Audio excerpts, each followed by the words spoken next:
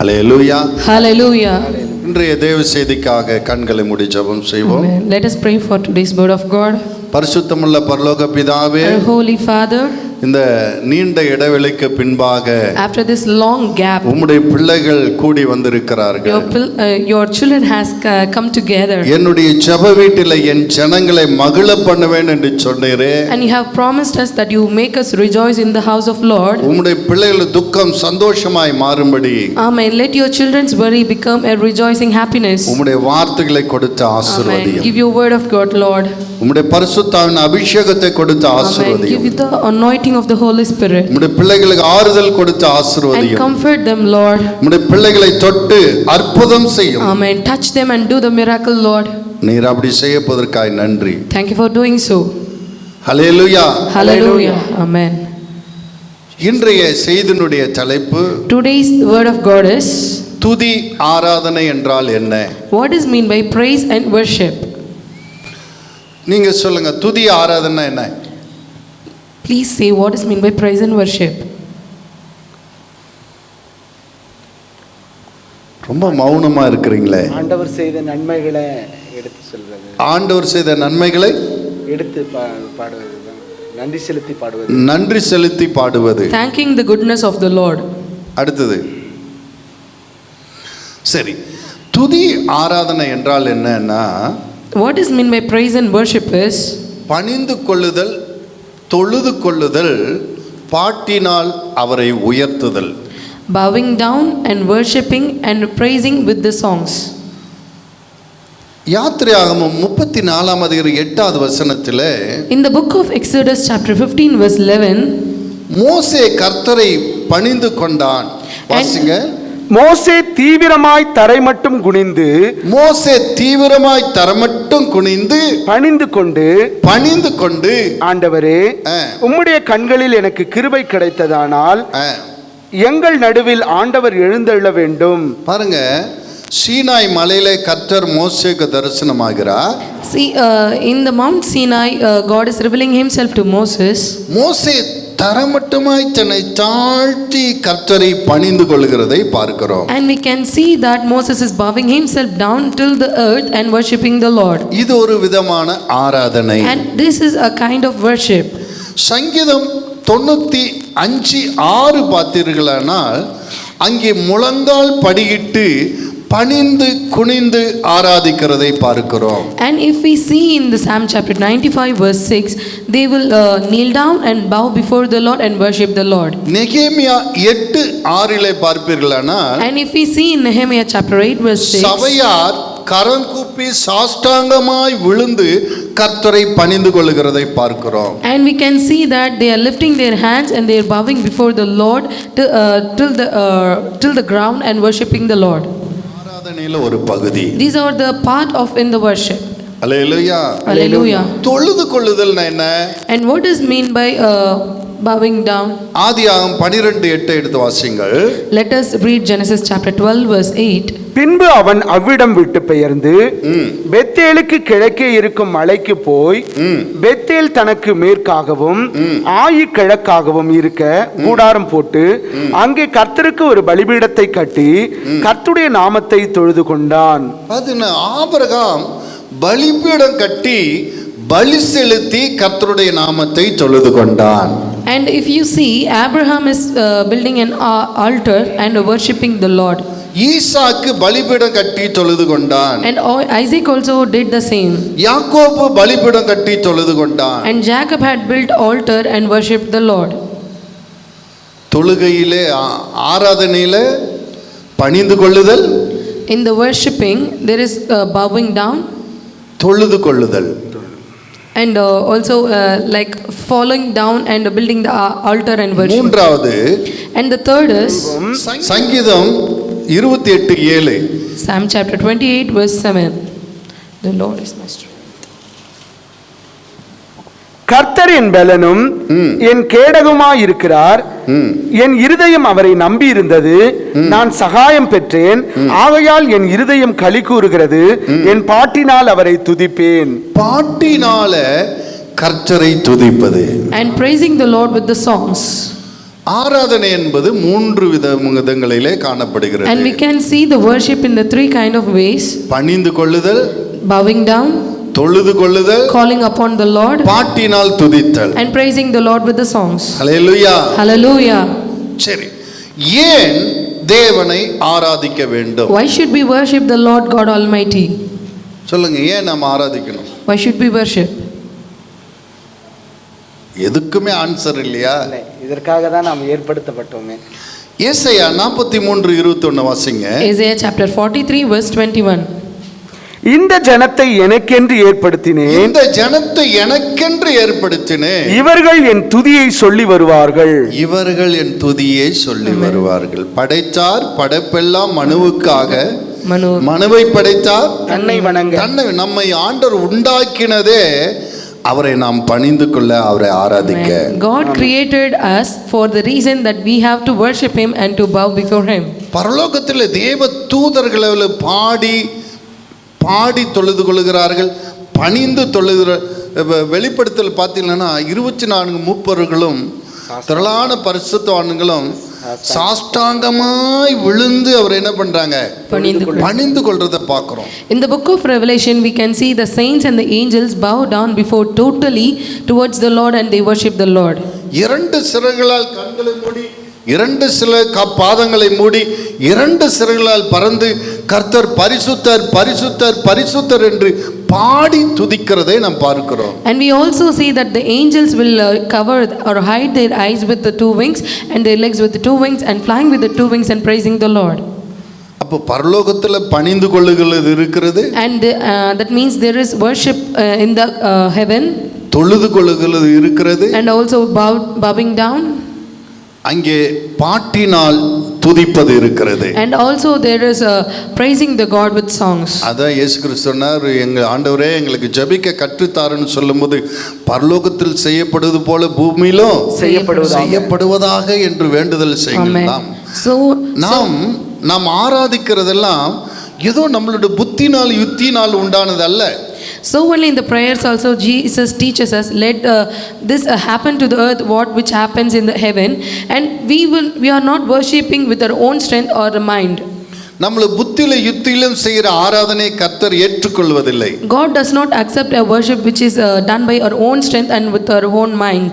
ஆராதனை முறைகள் நாங்கள் எப்படி ஆராதிக்கணும் ஆண்டவரேன்னு சொல்லும் மோசே ஆண்டவரிடத்தில் கேட்கும்போது, and when Moses asked God to how to worship, நீ சீனாய் மலையில கண்ட மாதிரியின்படியே செய்ய கடவாயாக. And God commanded him to do as it is that you have saw in the Mount Sinai. எப்படி பலி செலுத்தணும், how to give sacrifice, எப்படி தேவனை ஆராதிக்கணும், how to worship the Lord, எல்லாம் மோசேவுக்கு சீனாய் மலையில காண்பித்தார். and everything has been shown to Moses in Sinai. அந்த மாதிரியின்படி தான் நீ செய்ய ஜாக்கிரதையாயிரு என்று சொன்னார். And God warned him to be careful to build as it is that you have seen. Hallelujah. Hallelujah. பணிந்து கொள்ளுதல், bowing down, தொழுது கொள்ளுதல், calling upon the Lord, பாட்டினால் துதித்தல், and praising the Lord. இது பரலோகத்தில் செய்யப்படுகிறது. And these things are being done in the heaven. நாம் பூமியில அதை செய்து கொண்டிருக்கிறோம். And also we are doing in this earth. கர்த்தர் நம்மை பரலோகத்தில் அவரை துதிப்பது போலவே, ஆராதிப்பதை போலவே, பணிந்து கொள்வதை போலவே பூமியில நாம் செய்ய வேண்டும் என்று சொல்லி நம்மை அதற்காக தெரிந்து கொண்டார். Hallelujah. As everyone is worshipping in the heaven, God wants to make us to worship Him in this earth. அவர் பரிசுத்தமான தேவன். And He is a holy God. அவரை கிட்டி சேருவதற்கு, அவரை ஆராதிப்பதற்கு நமக்கு பரிசுத்தம் வேண்டும். If you want to come near Him and worship Him, we has to be holy. நமக்கு அந்த பரிசுத்தம் இல்லாதனால, because we does not have that high holiness, தன் குமாரனையே அனுப்பி, He has sent His own beloved Son, our இரத்தத்தினால, and through His blood நம்மை பரிசுத்தப்படுத்தி He has sanctified us. ராஜாக்களாக ஆசாரிகளை ஏற்படுத்தினார். கரங்களை தட்டுங்க. ஆமென், ஆமென். He has made us priests and the kings. நாம் அவரே நம்மை தகுதிப்படுத்தினார். And He Himself has sanctified us and make us worthy. அந்த பரிசுத்தமான தேவனை ஆராதிக்க நம்ம தகுதி இல்லை. And we are unworthy to worship that high holy God. அவரே ஒரு குமார இரத்தத்தினால் நம்மை தகுதிப்படுத்தினார். And He Himself has sanctified through His Son blood. Hallelujah. Hallelujah. Hallelujah. Hallelujah. நம்மை ஆண்டவர் தெரிந்து கொண்டது நோக்கமே The intention that God has chosen us is நாம் அவரை ஆராதிக்க வேண்டும் that என்பதற்காக, we has to worship Him நாம் அவரை துதிக்க வேண்டும் and we என்பதற்காக. has to praise Him. 10 குஷ்டரோகிகளை our சுகமாக்குகிறார். And He has healed 10 lepers people. லூக்கா 17:17 வாசிங்க.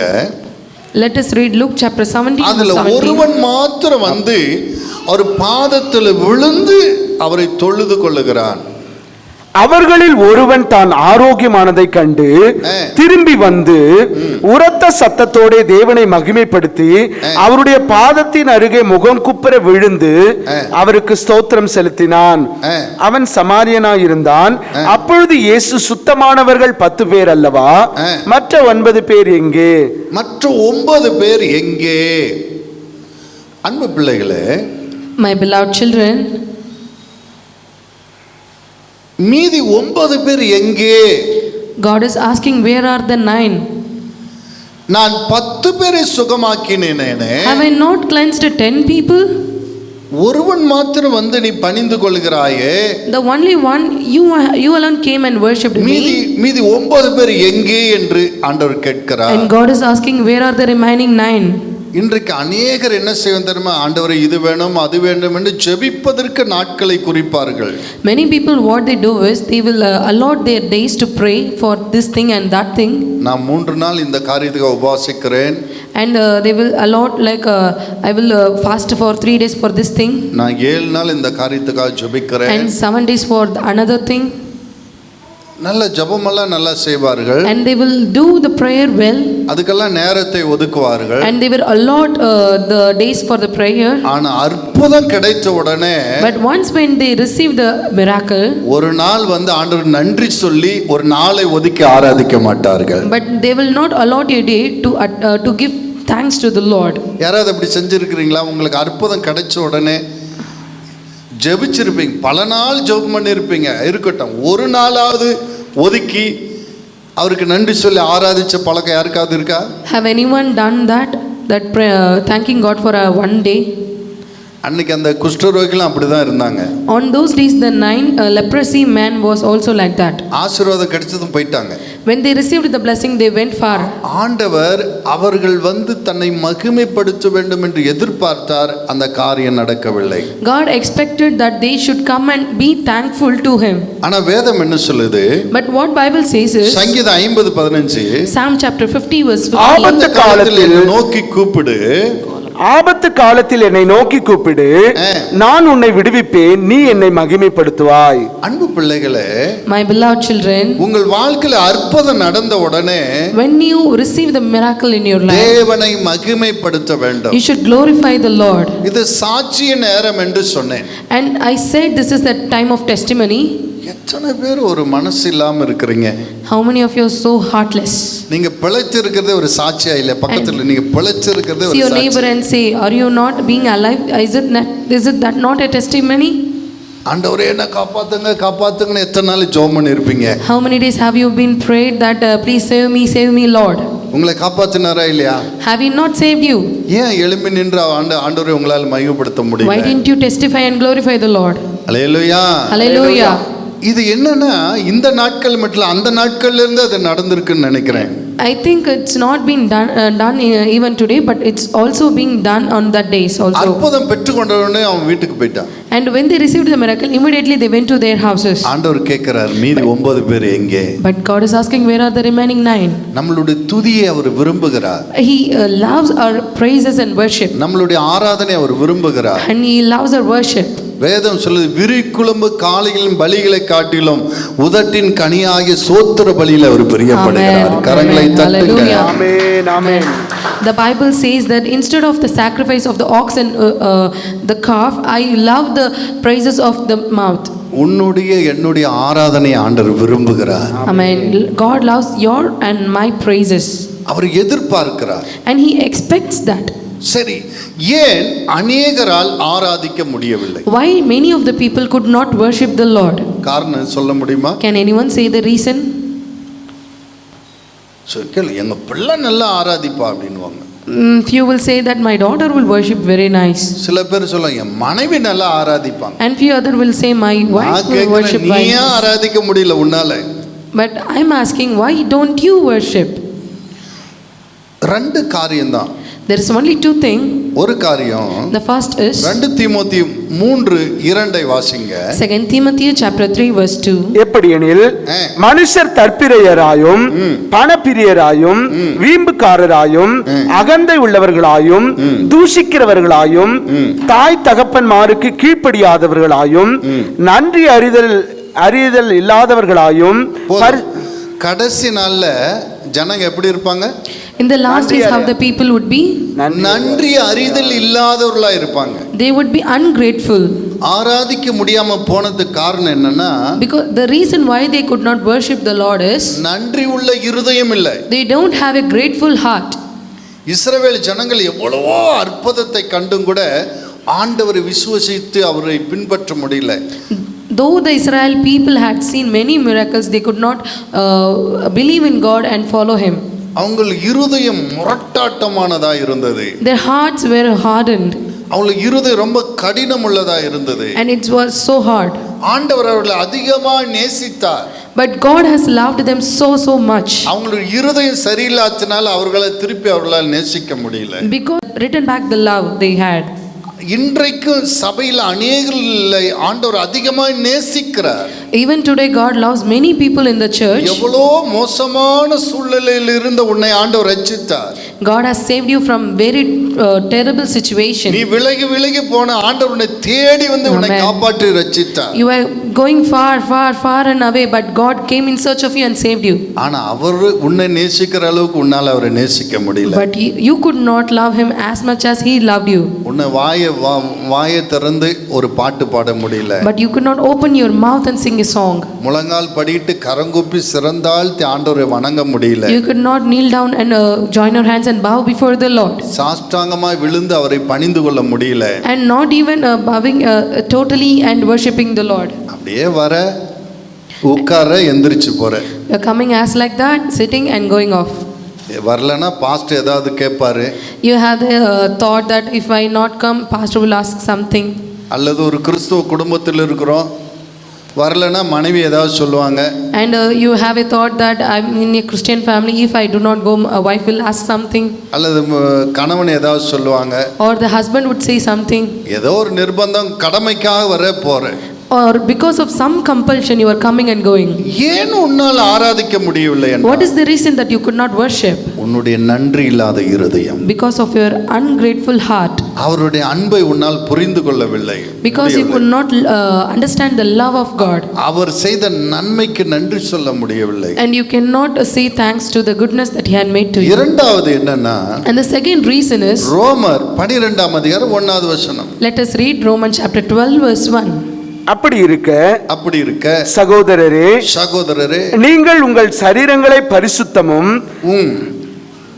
தேவனுக்கு பிரியமான ஜீவ பலியாக ஒப்புக் கொடுக்க வேண்டும் என்று தேவனுடைய இரக்கங்களை முன்னிட்டு உங்களை வேண்டிக் கொள்ளுகிறேன். இதுவே நீங்கள் செய்யத்தக்க புத்தியுள்ள ஆராதனை.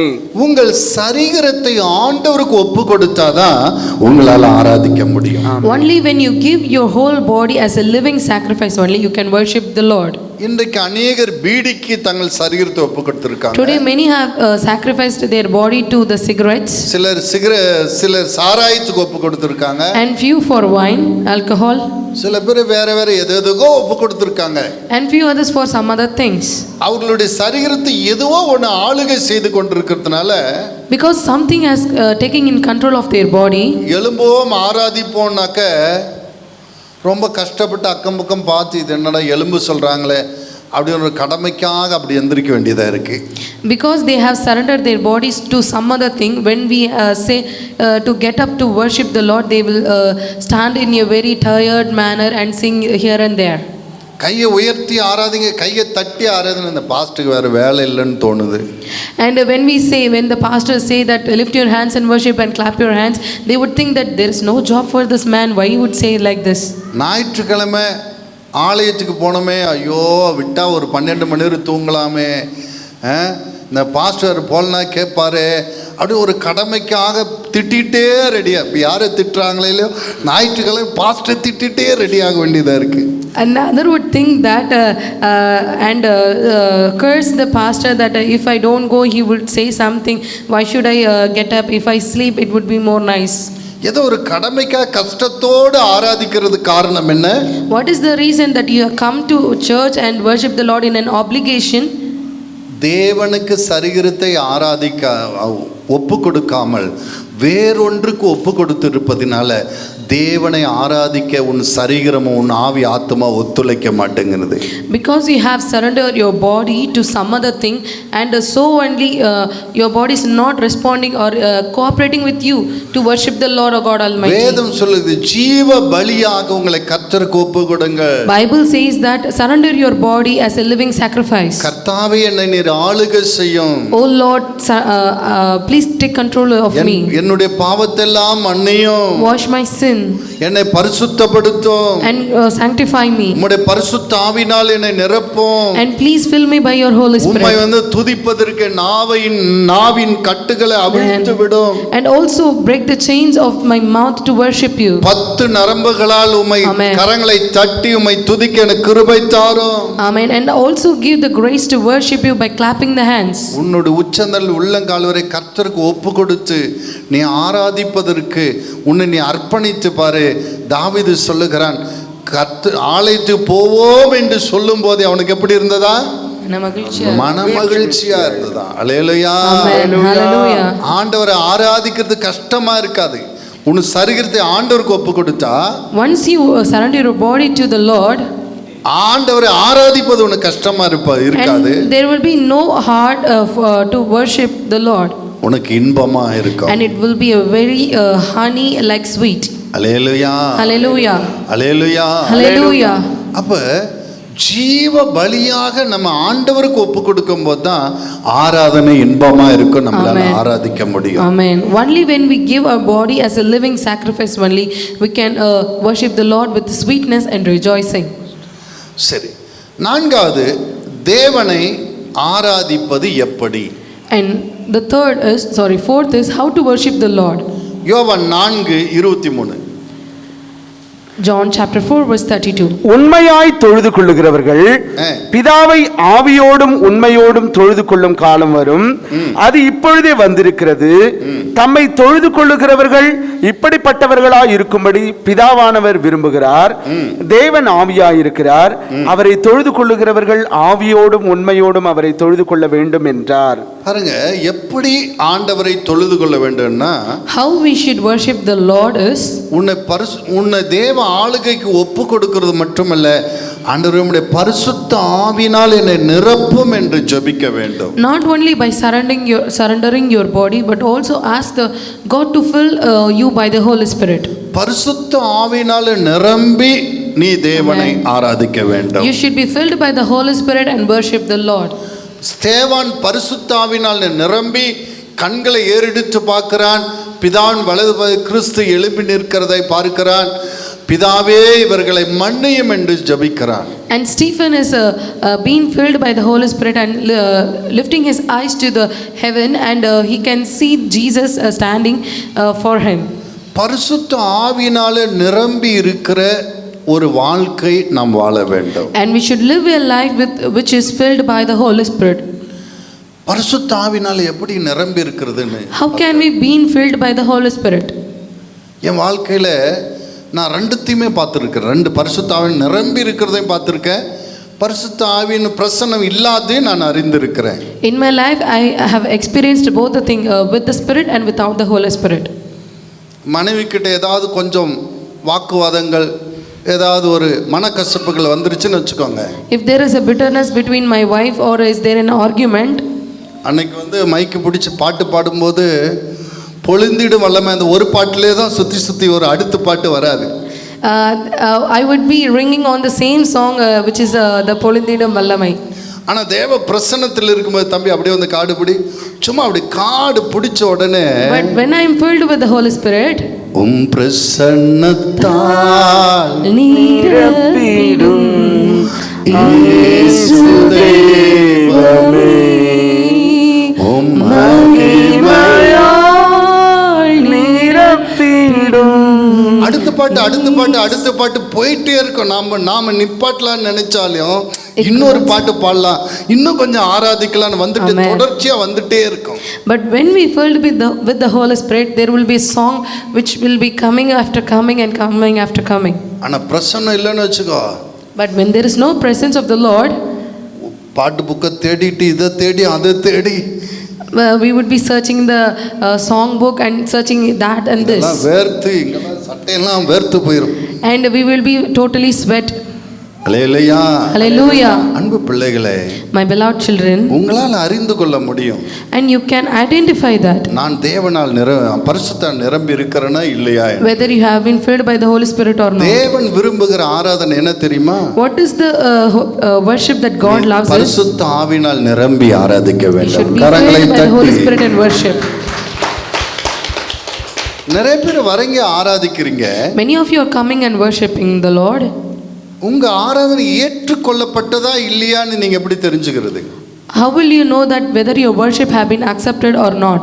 காயினும் ஏதோ கொண்டு வந்தான், ஏதோ பலிபீடத்தை கட்டினான், அது மேலே வச்சான். ஆபேலும் காணிக்கை கொண்டான், பலிபீடத்தை கட்டினான், அது மேலே வச்சான்.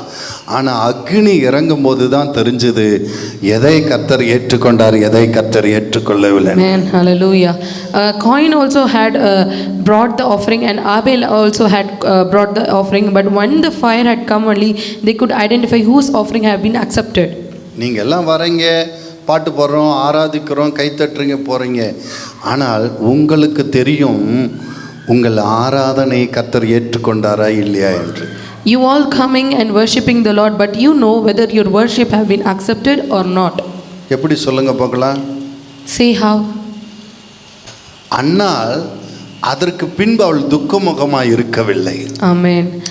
அவளுக்குள்ளே ஒரு சமாதானம், Amen. அவளுக்குள்ளே என் ஜெபம் கேட்கப்பட்டது நிச்சயம், அவளுக்குள்ளே ஒரு தேவ பிரசன்னம் வந்துச்சு. கவலையெல்லாம் போயிடுச்சு, துக்கமெல்லாம் போயிடுச்சு, அப்படி வீர நட போட்டு போறா. Anna, after she prayed, she did not been so anguish, but she was so courage, and she was filled with joy. ஆலயத்தை விட்டு போகும்போது நீ சிங்கம் போல போறேன்னா ஆண்டவர் பிரசன்ன, ஆண்டவர் ஆராதனை ஏற்றுக்கொண்டார்னு அர்த்தம். Amen. Hallelujah. When you cross the church out, when you go out to the church, go out of the church, and you can feel the presence of the Lord, and you are so happy, then your worship have been accepted.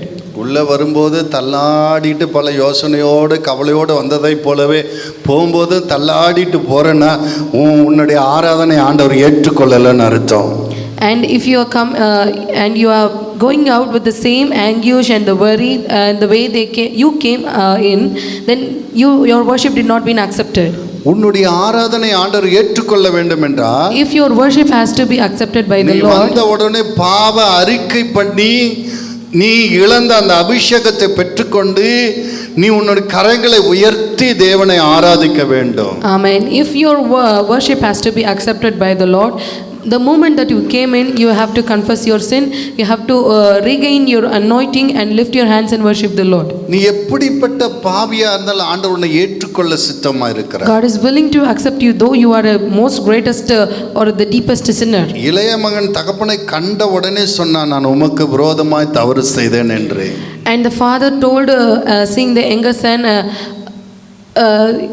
I have forgiven you. நீ ஆலயத்துக்குள்ள வந்த உடனே ஆண்டவர்கிட்ட மன்னிப்பு கேட்டேனா அடுத்த second அவர் மன்னிக்க சித்தமா இருக்கிறார். Amen. Amen. அடுத்தது பரிசுத்த ஆவியினால் நீ நிரப்பப்படுவாய். The moment that you ask forgiveness, God is very ready to forgive you, and next you should be filled by the Holy Spirit. உன்னால் ஆவியில நிரம்பி ஆராதிக்க முடியும். And you will be filled by the Holy Spirit and worship the Lord. தேவனுடைய ஆசீர்வாதம் புல்லின் மேல் இறங்குற பனியை போல உனக்கு வரும். Amen. And the blessings of the Lord will come unto you as the water comes unto the grass. கர்த்தரின் ஜெபத்தை கேட்டார், என்ன ஆசீர்வாதம் நிச்சயம் உனக்கு வரும். And you will come to the surety that God has listened to my prayer நீ and ஆலயத்தை விட்டு போகும்போது சிங்கத்தை போல போவாய். Amen. When you go out of the church and you will Hallelujah. இரண்டாவது கர்த்தரை எப்படி ஆராதிப்பது? And the second, how we should worship the Lord. சங்கீதம் 13:6 வாசிங்க. Let us read Psalm chapter 13 verse 6. கர்த்தர் எனக்கு நன்மை செய்தபடியால் அவரை பாடுவேன். கர்த்தர் எனக்கு நன்மை செய்தபடியால் அவரை பாடுவேன். I will sing the Lord's praise, for he has been good to me. அவர் செய்த நன்மைகளை நாம் நினைக்க வேண்டும். And we should remember the goodness of the Lord. சில பேர் எப்போ தங்கள் வாழ்க்கையில் தோற்று போனதையே நினைத்து கொண்டிருப்பாங்க. Few people always think the failures of their life. சில பேர் அது விரும்புறாங்க. Most of the people would love it, thinking of it. அவங்களுடைய வாழ்க்கையில நிறைய நன்மைகள் இருக்கும். There would be a lot of good things that have been happened in their life. சில தோல்வியான காரியங்களும் இருக்கும். But there are a few failure things. அந்த தோல்வியான காரியத்தையே நினைத்து கொண்டு சோகமா இருப்பாங்க. But they will be sad thinking of that failure things. ஏன் இப்படி சோகமா இருக்கிறீங்கன்னு மற்றவங்க கேட்கறது இவங்களுக்கு ஒரு இன்பம். And they will be rejoiced by someone who is asking, why are you being so sad? எல்லாரும் என்னை விசாரிக்கணும். They wants other to ask and converse with them. எல்லாரும் என்ன ஆறுதல் படுத்தணும். And they wants them to inquire and comfort them. எல்லாரும் என்ன அப்படி தாங்கி பிடிக்கணும். And they want them to carry and go forward. இப்படிப்பட்ட குழந்தைத்தனமான எண்ணம் உள்ளவர்கள் நிறைய பேர் இருக்காங்க. And there are many people who have this childish thinking and thoughts. அன்பு பிள்ளைகளே, My beloved children, நாம் அதை கடந்து போக கற்றுக்கொள்ள வேண்டும். and we should learn to go after or coming over that. ஆண்டவர் நமக்கு கொடுத்த வரத்தில் ஒரு பெரிய நல்ல வரம் என்ன தெரியுமா? Do you know what is the best gift that God has given to you? நம்ம மறந்து போகிற வரம். That is forgetting. நம்ம வாழ்க்கையில் வந்த பிரச்சனையெல்லாம் நம்ம நினைச்சிட்டே இருந்திருந்தா என்ன ஆயிருக்கும்? What would have happened if you keep on remembering the bad things in our life? இந்த கொரோனா பிடில நம்ம சொந்த பந்தமெல்லாம் எத்தனை பேர் செத்துட்டாங்க, அதெல்லாம் நினைச்சிட்டு இருந்தா இப்போ அவனை ஆராதிக்க முடியுமா? If we keep on thinking the people who have died of our relatives in this corona, can we worship? அதெல்லாம் மறந்ததுனால தான் ஹல்லேலூயான்னு சொல்லி நம்ம ஆராதிக்க முடிகிறது. Because we have forgotten them, only we could worship the Lord. Hallelujah. ஆண்டவரே நாம அதை விட்டுறணும்னு சொல்லி தான் நம்ம மறக்கிறதுக்கு ஒரு கிருபை கொடுத்திருக்கிறார். So only God has given that gift to forget that. நம்ம ஆட்கள் விடவே மாட்டாங்க. But we people don't leave it. அது தோண்டி எடுத்து எப்போ அதை பற்றி பேசிட்டு இருக்கவே, தோல்வியை பற்றி பேசவே விரும்புவாங்க. But we people love to keep on digging it and keep on speaking about it. உனக்கு ஒரு ரகசியம் சொல்லட்டுமா? Shall I speak or say a secret? இது ஸ்பெஷல் ஆஃபரிங் கொடுத்துட்டு போகணும் போகும்போது. When you go out, give a special offering for this secret. ஏன்னா இது யாரும் உனக்கு எங்குமே கற்றுக் கொடுக்க மாட்டாங்க. Because no one will teach you this. நீ தோல்வியை பற்றி பேசிட்டே இருந்தேன்னா அடுத்தது தோல்வி தான் வரும். If you keep on speaking about the failure, the next step that you do will be a failure. நீ தோல்வியை மறந்துட்டு, but when you forget the failure, உன்னுடைய வாழ்க்கையில் நடந்த வெற்றியை நீ பேசிக்கொண்டே இருப்பாயன்னா அடுத்தது உனக்கு வெற்றி வரும். And when you think about the success that you have made in your life, and the next step would be a success for you. இதெல்லாம் வாழ்க்கையின் சூத்திரம். And these are the secrets of the life. போகும்போது special காணிக்கை கொடுத்துட்டு போங்க. When you go, give the special offering and go. அதான் பவுல் சொல்றார், லௌகீக கவலைகளினால் உங்களை இருதயத்தை பாரப்படுத்தாதீர்கள். And so only Paul says that do not bother your heart by the fleshy thoughts and worries. பலவிதமான காரியத்தை குறித்து நீ கவலைப்படுவனால் உன்னால் ஆராதிக்க முடியாது. If you keep on worrying about many things, that you cannot worship the Lord. அவர் செய்த நன்மைகளை நினைச்சு ஸ்தோத்திரம் பண்ணிட்டே இருப்பார், அபிஷேகம் பெருகும். Amen. When you keep on praising him, remembering his goodness, your anointing will increase. ஆண்டவர் இந்த கொரோனா பீரியட்ல என்ன உயிரோட வச்சீங்களா, அது காசு வேலை போயிருக்கும். If you say God that God, thank you for making me alive in this corona period, but you have lost the job, தொழில்ல நஷ்டம் வந்திருக்கும். there will be a loss in the business. இந்த 3 மாசம் ஒரு வருமானம் இருந்திருக்காது. There will be no income in this 3 months. கொஞ்சம் அதை நினைச்சா கவலையா தான் இருக்கும். But if you think about that, there will be a worry. ஆனால் இந்த கவலையை மறக்கிறதுக்கு இன்னொரு வைத்தியம் என்னன்னா, but there is another medicine for this worry is, ஆண்டவரே இதெல்லாம் போனா கூட சம்பாரிச்சுக்கலாம், என் உயிர் போகாம காப்பாத்துறீங்களே, உமக்கு ஸ்தோத்திரம் ஸ்தோத்திரம் ஸ்தோத்திரம் சொல்லும்போது இதை மேற்கொள்ளக்கூடிய பலன், இந்த கவலையை மேற்கொள்ளக்கூடிய கிருபை உனக்கு கிடைக்கும். Amen. When you keep on saying that, God, I thank you because you made you alive, even if I lost this, I would not be there in some where thank you. And if you praise the God, keep on, and you will being given the strength to overcome it. அவர் எனக்கு நன்மை செய்தபடினால் அவரை துதிப்பேன். Because he has been so. பாருங்கள், let us see Miriam. யாத்திராகமம் 15ஆம் அதிகாரம் 11வது வசனம். Exodus chapter 15 verse 11. கர்த்தாவே, தேவர்களில் உமக்கு ஒப்பானவர் யார்?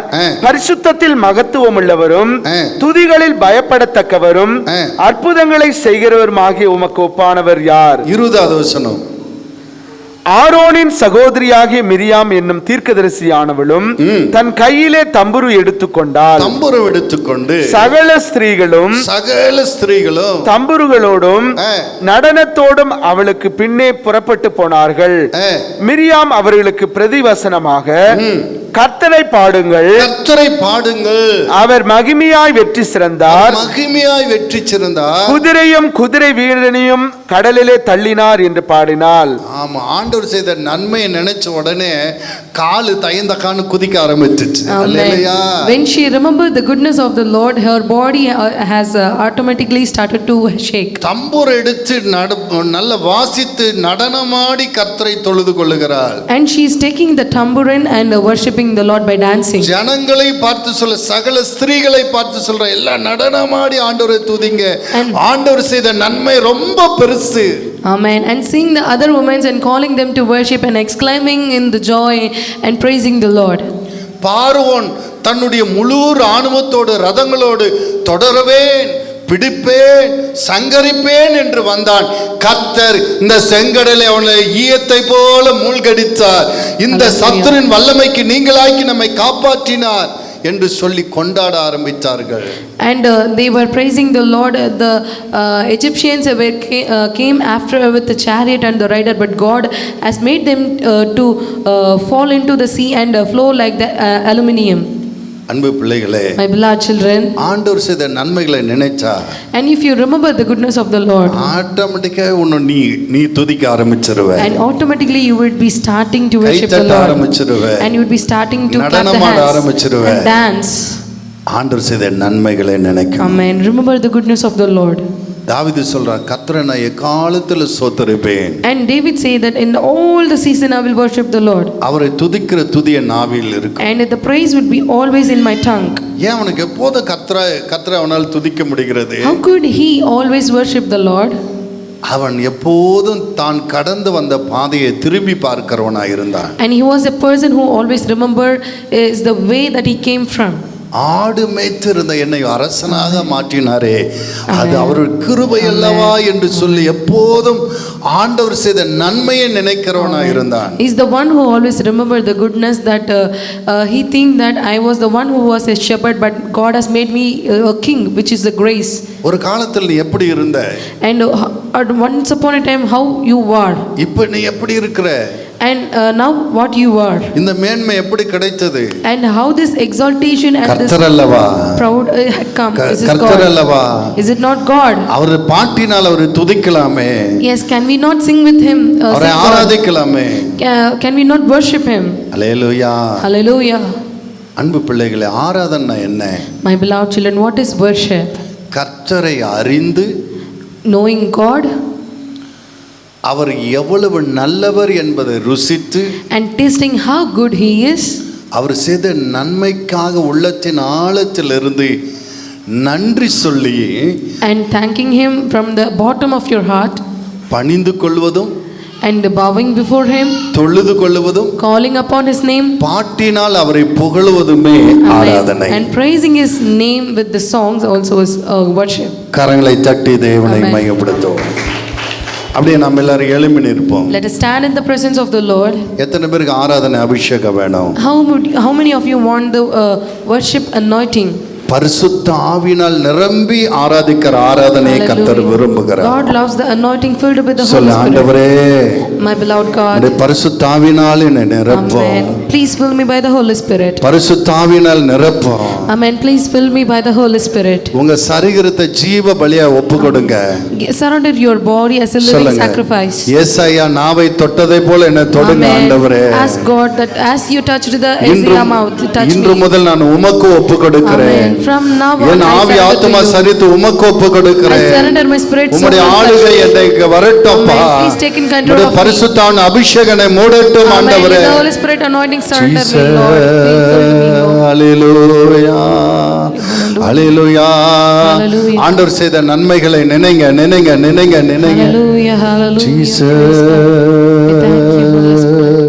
தண்ணீரை கடந்து சோதனை ஜெயித்தேன், மதிலை தாண்டினேன் உம்பலத்தார்.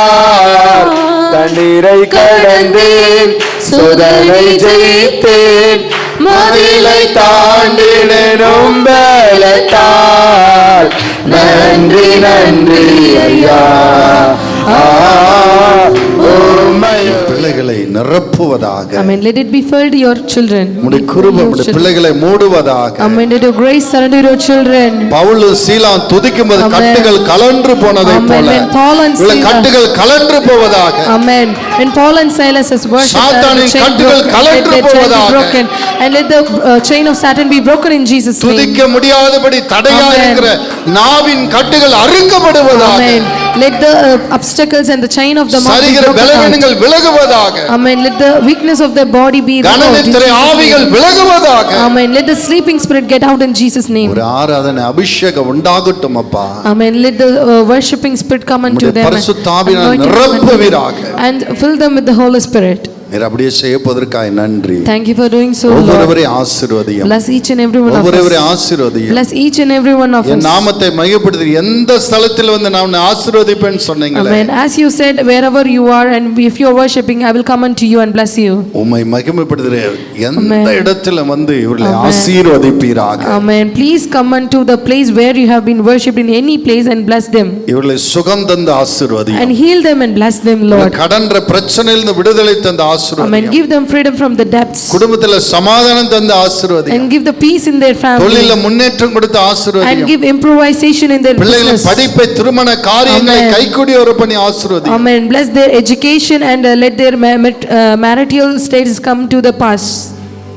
உம்மை நோக்கி பார்க்கிற எந்த இடத்துல இவர்களை ஆசீர்வதிப்பீராக. Let bless them, Lord, whenever they lift up their eyes to you. நான் ஆசீர்வதிக்கிறேன். I am the servant of the Lord, blessing them. இவர்கள் ஆசீர்வாதமாய் இருப்பார்களாக. Amen. Let them be blessed. இயேசுவின் நாமத்தில் பிதாவே. Amen. ஹல்லேலூயா. Amen. ஹல்லேலூயா. Hallelujah. என் நாமத்தை பிரசார எந்த ஸ்தலத்தில் வந்து ஆசீர்வதிப்பேன் சொன்னவர் உங்களை ஆசீர்வதிப்பார். Amen. The நீங்கள் Lord. ஆசீர்வாதமாய் இருப்பீர்கள். Amen. God bless you. God bless you.